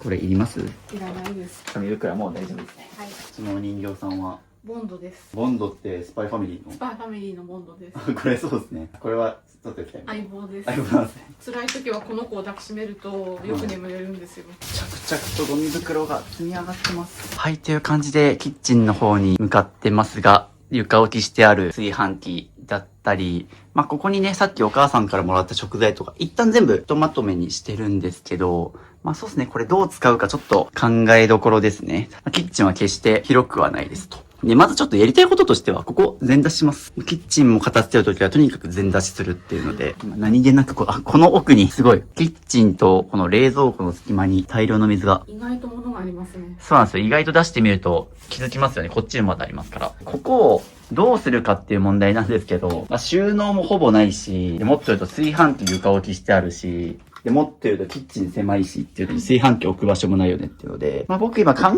えてるのはここに上にある衣装ケース持ってこようかなと思ってます。2階に来ました。で、僕、この衣装ケースを冷蔵庫横に置いて上に炊飯器とか置いたらいいんじゃないかなと。で、下は食材ストックにするっていうイメージでいるんですけど、せっかくここね、もうほぼ空なんで。で、ここは、じゃじゃじゃじゃじゃん、失礼します。推しグッズとかがありますね。で、推しグッズも全部下に持っていきます。はい。OK です。大変なことになってます、また。疲れましたね。はい。まあ、こういう状態にしました。まあ、なのでね、もうこれ撤去して、まあ、ここに食材とか、まあ、普段の日用品とか、で、炊飯器も置こうと思ってます。あと、ケトルもですね。はい。って感じで、ここからいるものだけをどんどん戻していきます。まず上に、例えば、さっきコーヒー語ってましたね。これ入れていきましょうか。で、一応一番上にコーヒー入れてる理由としては、ここにケトルがあるからですね。まあ、なので、すぐ下にパッと引き出してコーヒー飲みやすいと思います。これ緑なんですよ。こだわめっちゃテンション上がる。あとスープとかもあればここに入れましょうか。お湯とかお米系とか、まあここで。カップラーメンとかもですか？あ、いいですよ。カップラーメンとかも入れちゃっていいです。おー、すごい。なんかもうこの時点で美しい。なんか使うものがちゃんと置いてあるって感じしますが、これは南部デッキ。おー、これは使いたいんですね。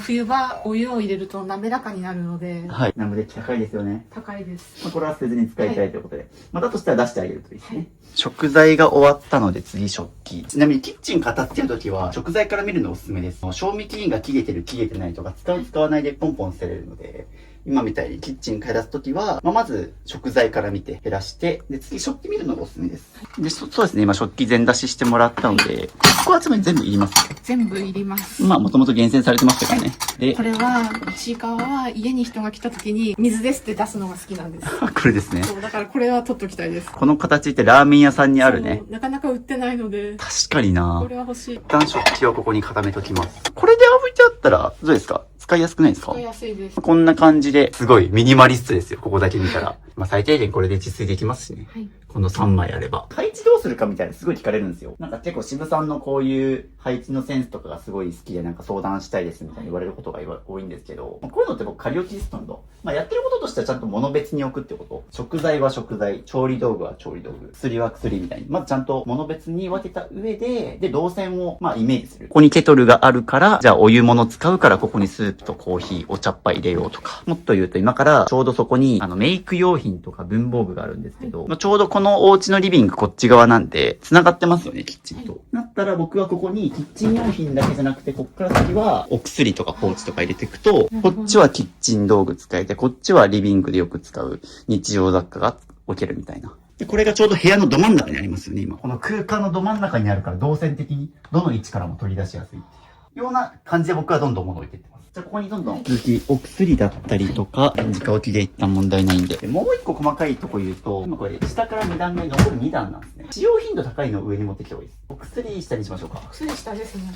そうですね。なので基本的に位置が低いものっていうのは腰をかがまないといけないから、使いづらいです。なので極力使用頻度が低いもの。続きまして、そうだな。メイク用品とか化粧水とか、そこら辺をこっちに入れていきましょうか。ヘアゴムは一人でこんなにいらないので、なので就活の時使ってた黒ゴムが出てきました。これは、いりません。細かいところですけど、これの積み重ねなので、ここら辺はもう処分。はい。結構ありましたね。そちらは、ガジェット系とか、ガジェット系こっちに入れましょうか。下の段。使うものだけ入れましょう。ここちょっと怪しいとこかな。これキーボードは使ってないキーボード。使ってないんで、これ処分。あと友達から譲り受けたんですけど、一回就職の面接で使った電卓使わないかなっていう。人からのいただき物でしづらかったと思うんですけど、そうですね。じゃあこの2つは手放します。はい。なんかこの辺封筒がいっぱいあるんですけど、こういうのってコンビニの ATM とかに横にありますからね。なんかついもらっちゃう。使わないのにとってはダメです。とってはダメです。はい。はい、完成です。これはちょっと千葉の元にしたくて友達に筆文字を依頼した時の。これもしかすると推しの名前が書いてるそうなんです。だからちょっとこれはうちわの素材なので、これはもう取っときたい。ちょっと取っておきたい。推し活グッズっていうくくりで分けておきましょうか。はい重要書類、年金手帳とかですね。年金手帳はもう廃止になって今マイナンバーに一体化されているので、一応原則捨てる場合は、一応捨てても大丈夫です。はい。捨てても大丈夫なんですけど、心配だったら、この基礎年金番号っていうのが書いてあって、そこだけ控えといて写真撮って捨てるとかも大丈夫です。そうします。はい。これは本当なくてももう大丈夫です。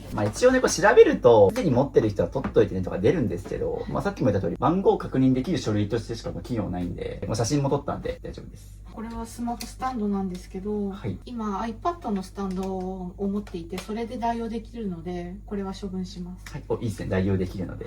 代用できるっていう表現がいいですね。ミニマリスト渋マインド身につけてるだい感じがぶ渋教にハマってる感じ。で、あと気になったのが、ちょっとここペタペタ貼ってるのは取りましょうか。という感じで、一旦ちょっとキッチン周り、一通り終わりましたね。どうですか？すごいスッキリしました。じゃじゃんということで、床が空いてます。そして、炊飯器も置けるようになり、こんな感じで全部収まりました。ちょっと水は一旦ちょっとまだ置き場所検討中、最後まで片せて考えますが。最後の応募数いきましょう。推し活グッズです。じゃじゃじゃんということで、ここに大量に積まれてある、もうはみ出てますね。全部これ DVD とか推し活グッズ、上にも溢れております。そして、ここにも大量のゆるキャラ系、ハンギョドンがいたり、そしてここもちょっと失礼します。いろいろ入ってます。っていう感じで、内輪が入っていたり、全出します。まずちょっと明らかにそうですね、もうこれはなくても大丈夫ってものからどんどん教えてもらおうかな。で、こっからだけ推し活楽しみたいのであれば、なおさら減らさないといけなくて、言ったらまた買いますよね。だとすると、これもどんどん増えていく一方なんですよね。だからどっかで減らさないと、もう収まりきれなくて、また、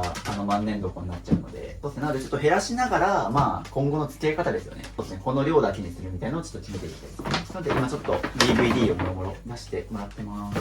一つルール決めた方がいいと思います。例えば、直近1年2年分のするとかなんでもいいんですけど、今後どんどん買っていくことを考えると、やっぱそういう風にちゃんとルール決めとかないとダメです。これ曖昧にしちゃうと、好きだからみたいな。この時のが記録に残ってるからみたいな感じでどんどん残しちゃうと、多分捨てなくなります。そういう意味でも、残す量を決めるとか、期日で決めとかないと、多分そこら辺がどんどん曖昧になって増えていくっていうのが、推し活グッズの役割のところですね。実は一回、渋さんの無料相談会の後に、CD を大量に処分して、必要なものだけここに残したんですよ。はい。なるほど、なるほど。いいですね。この管理方法はすごいいいと思います。CD のパッケージから取り出して、こういう風に全部まとめて、こんな風に全部ちゃんと分類して、コンパクトにはしてますね。して結構減ったんですけど、スーパーエットのブルーレイは生きがいなのでどうしても捨てたくなくて、悩む。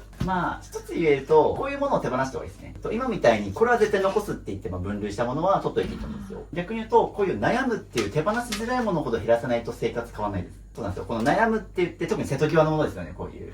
推し活グッズで、今まではね、生活必需品だったんで、いるいらない結構減らせたと思うんですけど、ここから思い出系とか推し活グッズ系って、確かに好きなものだから、好きっていうただその一点の理由で残せちゃうからこそ、ちゃんと少しでも迷ったら、いいですね。僕が解説してる間にどんどん寄せてますけども。で、あとちょっと気になってるのが僕、あれなんですよね。あった、探し物が見つかりました。エド・シーランの帽子をこの夏ずっと探していて、はいようやくこれは宝物なので、まあいいんですけど、宝物ってしてるものをこういう風に存在を忘れてるのは反省した方がいいと思います。はい、いやずっと探してたんです。でもよかったですね、使って。っていう感じでちょっとその箱も出しましょうかね。こんな感じで、これどういったものが入ってますか？タオルですね。まあタオルとか、旅行用の袋とかこれいります？いらないです。まあなくてもいきますね。はい。で、さっき僕事前に中身見る前に僕だったら全部捨てますって話したのは、まあなくても生活できてるっていうのと思い出せない程度のものだから、まあいらないんじゃないかっていう僕の事前の指摘でした、あれは。っていう意味で言うと、ここはまあどうでしょう？これははいポルノの現場に行ってもタオルを買わないっていうことに決めたので、はい1個持ってるタオル。ああ、はい。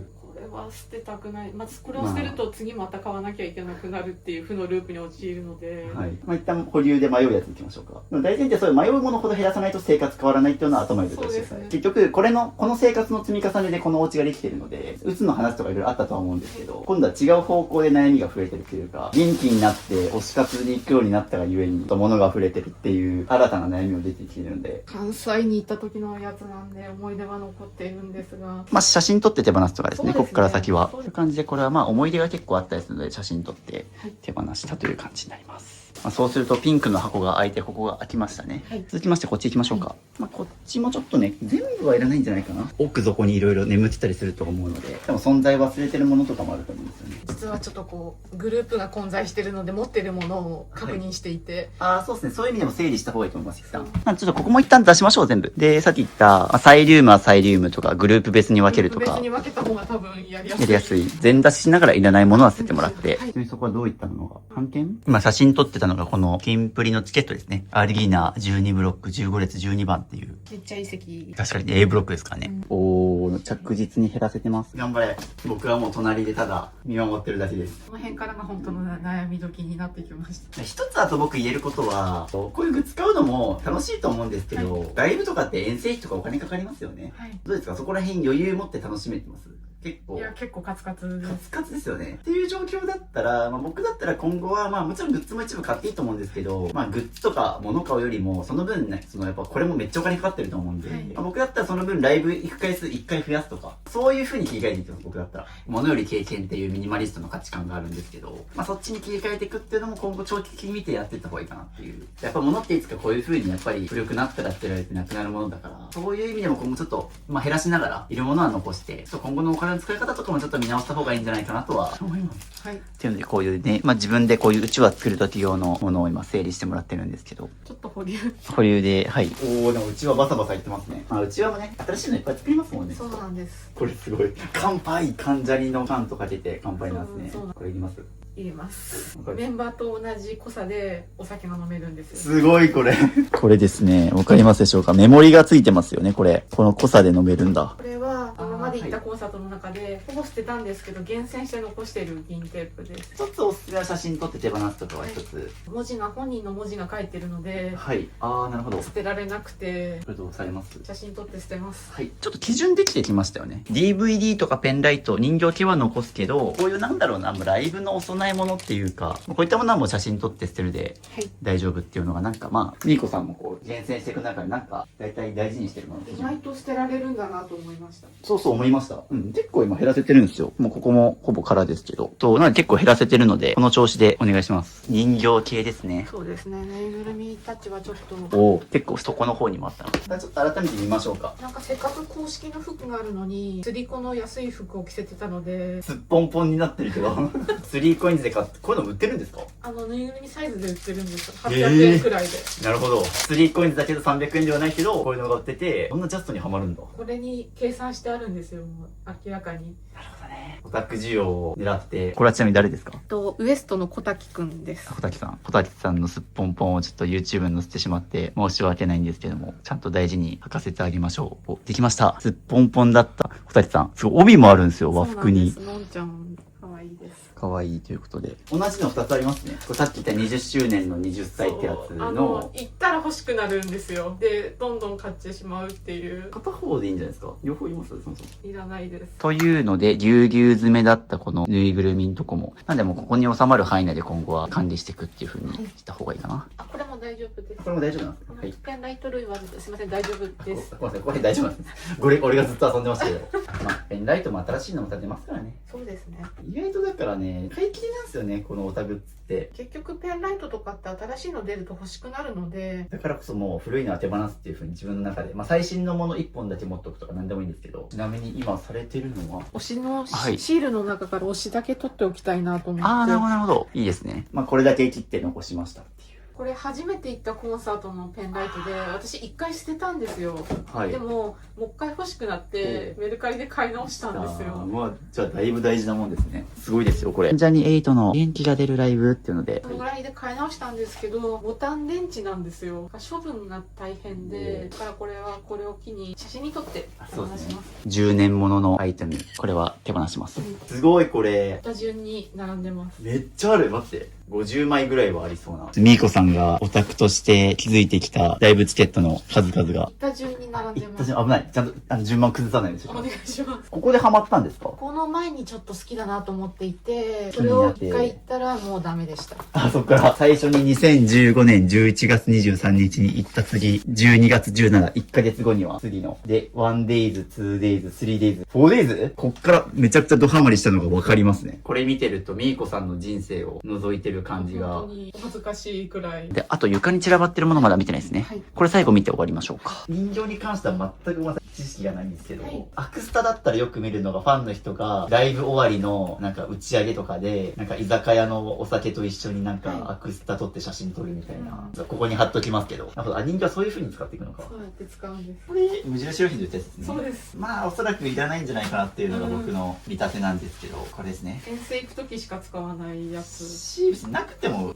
正直なんとかなる。なります。これ処分。まさか無印良品も、この緑入手すれば大倉さんのお宅に売れるみたいな、思ってもなかったでしょ。さっきのこのリムリ見てたケースも実は無印なんです。あ、これも無印で売ってるんだ。はもうこれ別に人形用で作ったんではないですみんなで作ってるんです。恐ろしいことに。え？無印は今推し活のグッズを売ってて、はい。この他にもアクリルスタンド入れられるバインダーとか、へートレカケースとかも売ってるんです。すごい、詳しくなった。っていうので、今何気なくバババーって出してましたけど、サンリオキャラが今度いっぱい、また出てきた。同じシーサーちゃんが3体います。 3体いる。全く一緒ですよ、これ。鑑賞用、保存用、布教用みたいな。そんな感じ。でもこれは1個に絞りたいと。そうですね。鑑賞用だけにしましょうか。保存用と布教用はちょっと手放していただいて。なんか人からもらったのって捨てづらくて。これ人からもらった系なんですね。まあ一つ、なんか僕手放す時の基準として、人に強制されて持たされてるっていう感覚があったら手放してくださいって言うんですよね。はい、で、これってまあ、強制されてってよりは、自分の中でいらないと思ってるんだけど、もらったことで捨てづらいっていうことが理由であれば僕は手放すのをお勧めします。僕この時に言うのが、あげる側の気持ち考えてくださいって話をして、そうですね、自分があげたもので、その人が苦しんでたら嫌ですよね。だったらもう手放していいよって言うじゃないですか。はい、そんな風にあげた側の気持ちで考えてですね、という感じで減らせましたね。減らしました。これコンビニとかでよく見るやつだ。そうコンビニのやつで使わないんですけど、つい買ってしまうやつです。なんか今後のルールとしては、なんか推しが映ってるから全部買ってると多分永遠にキリがないと思うんですね。はい、まあなんかだから例えばさっき言った CD とか人形は好きとかあると思うんですけど、なんか捨ててきたものが結構そういうコラボ系結構捨ててるなっていうのはあるので、今まで捨ててきたものから反省点を挙げるとすると、なんかそういうお菓子とコラボとか、コンビニコラボみたいな、そういう気はなんかもう買わなくてもいいんじゃないかなっていうのを一つ見てて思うところですね。着々といるものの厳選が進んで、あと少し。最後。スーパーエイトの DVD なので、これは。これはじゃあ最後残して、これで終わりです。終わりです。ついに終わりました。2時間にわたる戦闘の末、いるのは、これですね。はい、ということで、お疲れ様でした。じゃじゃん。これが今回残した推しグッズたちになります。まあ、こういうキャラクターものからペンライトなどなど人形だったり、DVD。まあ、あと一応一箱は入ってますけど、まあ、ここも含めてこれで全部ですね。なんかちなみに残してみて気づいたこととかありますか？コラボしてるものとかだと、はい、手軽に買っちゃって、そんなに愛着もなくて、結局いらなくなっちゃうなっていうのがありました。そうですね、コラボしたもの、さっき僕が言ってたなんかコンビニコラボとか、お菓子コラボ的な、言葉悪いんですけど、アイドルとかアニメキャラの写真使ってるだけみたいな、そういったものは結構捨てる傾向ありましたよね。はい、そういうのは今後もう買わなくてもいいかなっていう、やっぱ買っても捨ててしまってるので、まあ、逆に残したものはなんかやっぱライブの DVD とかペンライトとか、まあ、物販でしか買えないグッズとか、まあ買っても、ちゃんと大事に使えてるのでいいのかなっていうのは、やっぱ気づきとしてありますよね。素晴らしい。というので、ここと、まあ、テレビの上とかに好きなものを飾ってってもいいんじゃないかなと。まあ、推しの飾り棚的な感じで、なんかちょっとね、多少収まりきれてない分があるんで、なんかせっかくなんで上に置いたらテンション上がる空間になりそう。これの上にこれ置いたらかっこよさそめっちゃかっこいい。う。うん、確かに。おー、いいじゃないですか。イメージこんな風に置いてあげると、どうですかこれ。なんかすごい、こんなスペースあったんだなと思ってびっくりしてます。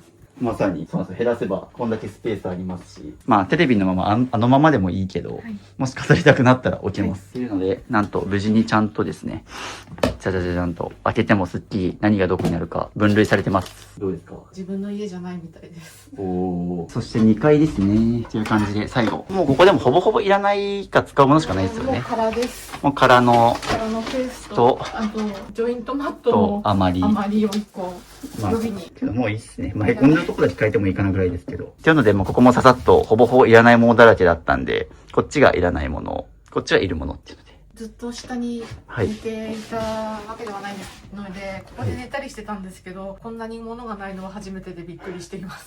そうですね。もう本当にいるもの、冬の毛布とケトルじゃないや、電気毛布だけ、この2つあれば、他はもういらないですね。こんなに広かったんだなと思ってびっくりしてます。っていう感じで、片付け終わりまして、ほぼほぼ、大量の手放すものたちが床に散ってますが、最後整理してきれいにしましょう。はい、という感じで、ゴミの整理が終わりまして、ちなみにそれは、しっくりこないので、やっぱり処分します。例のスマホスタンドですね。ちょっと使いづらそうですね。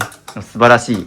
実はゴミ整理中にも、結構カメラ回ってないところで、やっぱいっかって結構減らしたものがちょいちょいあります。だから自分の一番ね、大事にしてるグッズがここにこんだけあると思うと、なんかもう十分あるなっていう感覚ありますよね。なんかもうお腹いっぱいです。ですよね。そう。はい、やっぱり減らし終えると、ちゃんともう、いわゆる樽を知るですよね。もうね、減らしたことによってお気に入りのものだけが厳選されてるから、もういいやと思いますよね。どんどん捨てれるようになってますよ。素晴らしいですよ。大量にゴミが出てます。はい、という感じでゴミ出しが終わりまして、なんとコロコロし放題、いかがですか？すっごいゴミが見えます。そうですね。もうコロコロし放題、掃除したくなりますよね、これは。すごい、ミニマリスト空間になった。はい、ということで、一日片付け終わりました。ということで、どういう風になったのか、ルームツアーをしていきたいと思いますが、玄関は全ての靴がもう、ここに収まってますね。で、ここに、鍵だったり、ハンコだったり、ポケットティッシュ、エコバッグだったり、マスクだったり、玄関で使うもの、一旦直置きしてます。で、ここも必要なものが全部入ってます。ここの改善案で言うと、一旦ね、直置きしてますけど、浅い皿？浅めのなんかちょっと小分けする皿とかあると、もうちょっとスッキリ感は出せると思いますが、使うものをこういう風に玄関に置いてあげると、すごい使いやすい空間になります。続きまして、キッチンです。ここに体重計、お風呂から出たらすぐ測れるようにっていうのと、ここもすごい綺麗になりましたね。最初ここにごちゃごちゃに置いてあったと思うんですけど、ビフォーアフター比べてみると一目瞭然っていうので、ここも最低限使うお皿3種類とマグカップと、最低限のカトラリーとコップと歯ブラシ。すごい綺麗。で、ここは変わらず何も触っておりません。非常用トイレ。ここはね、もうあんまり物入れたくないっていうので、汚れてもいいものだけを置いてます。で、あと、ここは変わらず空です。何も隠しておりません。あと、防災の水は引き続きここに入れてあって、僕気になってるのはちょっとこれです。このカーテンちなみに何用途ですか？これ宅配の人が来た時に家を見られるのが嫌で嫌でつけてました。良くも悪くも隠せちゃうからこそ汚くしてたとこもあると思うし、はい、もうこれだけ綺麗だったらいらないんじゃないかなっていうのは思います。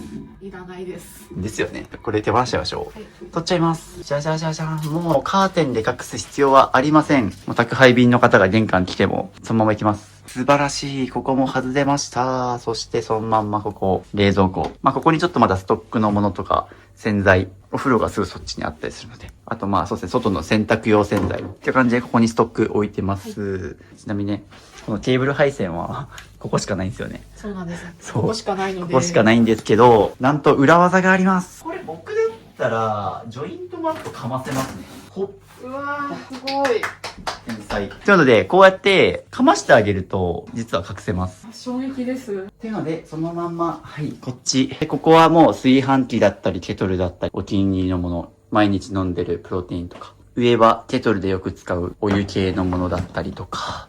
食材も全部ここに入ってますね。こっちはメイク用品とか。すごい。デスクの上がコップと iPad です。基本これだけ置いとけば大丈夫ですね。はい、そして、こっち、テレビもなんと上にいっぱい飾ってましたが、もうリモコンと時刻8時までとか言ったけど大幅に過ぎましたが、1日で終わったんでいいでしょうって感じで、時計も置いたりとか。で、あと、さっきね、2025年今年一番良かったライブは何ですかって聞いたら、20歳っておっしゃったので、お気に入りの CD と DVD はこっちに置いてます。外に洗濯機があるので、洗濯用のものはここに固めてて、じゃじゃーん！なんと、マットレスが畳めるようになりました。さよなら万年床。万年床。おー、素晴らしい。床が空いてます。おー。そして何より素晴らしいのが、ここです。じゃじゃーん。なんと推しのコーナーができまして、ちょっとここ溢れてるものあるんですけど、ここちなみにアートなんで、これ後日飾りましょうっていうので、壁掛けしてもいいかなって。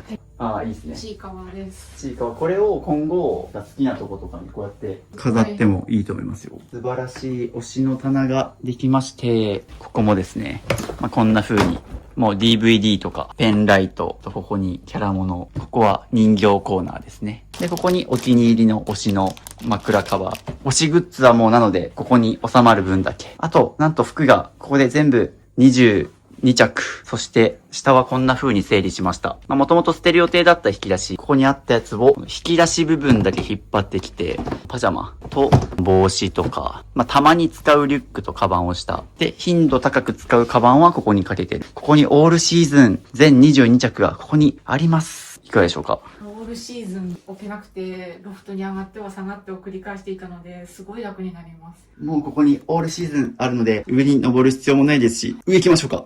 じゃじゃーんということで、なんと、何もないです。はい、何もない。真冬に使う布団と電気毛布と夏物のシートだけっていうので、何もありません。そして気になったのが僕これなんですけど、これいります？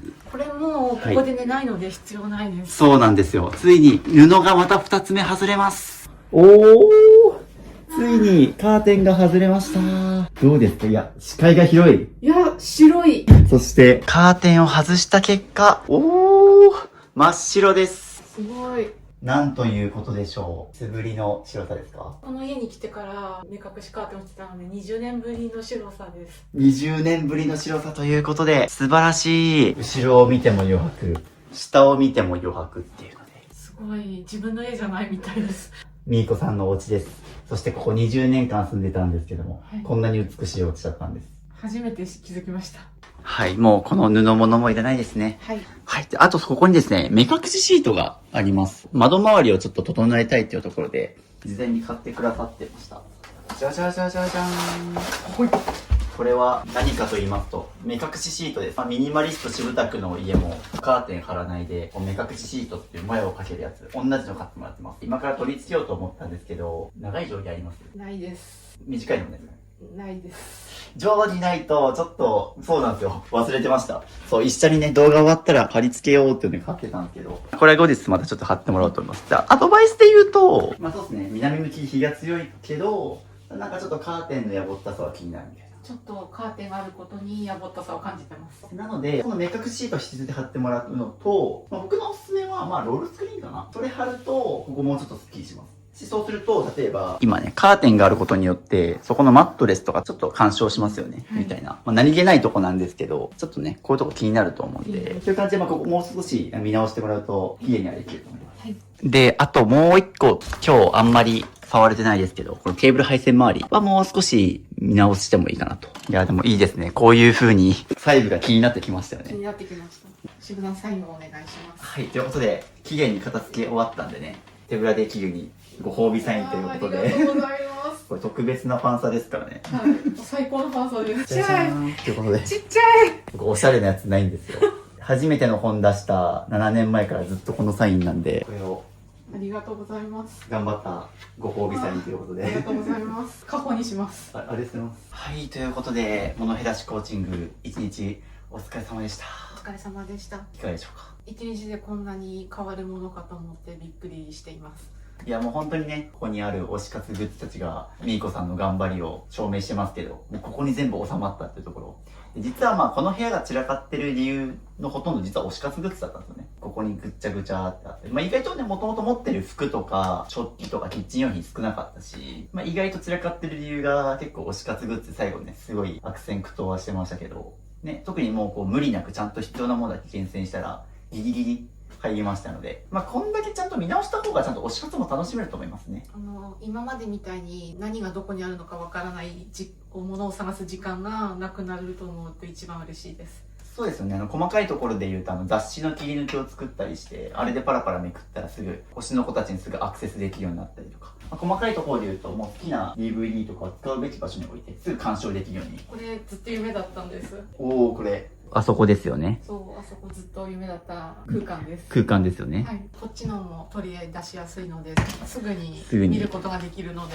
そうですよね。だって今まで見ようと思ったら、上まで。ロフト上がって探してってやってたので、ロフト上がる記憶を考えたら、全部下に降りてきたので、すごい楽です。そう、だからさっき僕、大事にしてるって言ってる割には、散らかしてるから本当にそうなのかなみたいな言ったと思うんですけど、大事とは言って上に置いてるけど、見たい時に見れない。埃かぶってる。それは果たして本当に大事にしてるものなのかっていうのは見ましたけど、この状態になったらもう大丈夫ですね。はい、いつでも見れます。そう、いつでも見れるので、推し活もアイドルの応援も楽しめると思いますし、何よりね、この眺めがテンション上がりますね。めっちゃテンション上がります。しかもね、ここって毎朝起きたら身支度にここに来て服着替えるたびにね、ここが見えますから。今までどこに隠してたんだろうっていうぐらいものが。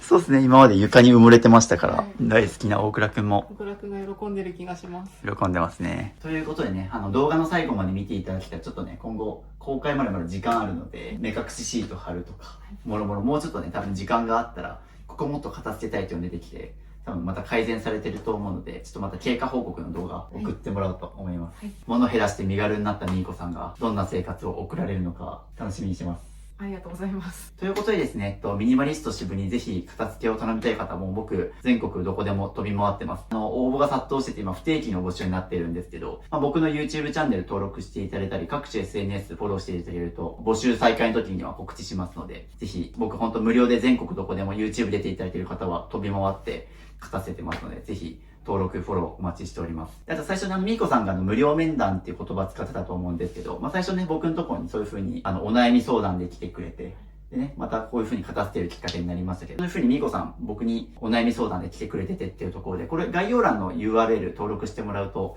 LINE があります。僕の公式 LINE があって、そこ登録していただくと、そういう無料面談の機会があったりとか、他にも、手放すか迷った時の30の質問リストだったりとか、ミニマリスト思考が深まるミニマリスト支部の50の言葉とか、13個の特典配布してます。ぜひ登録お待ちしております。ということで、物減らしコーチング1日お疲れ様でした。お疲れ様でした。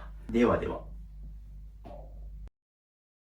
宿題だった窓の目隠しシートの貼り付けが終わりました。渋さんから細かくアドバイスをいただいて、過去一綺麗に貼ることができてとても嬉しいです。あとは、アートをずっとしまっていたのを飾りました。好きなものが目に入るところにあるととても幸せな気持ちになれます。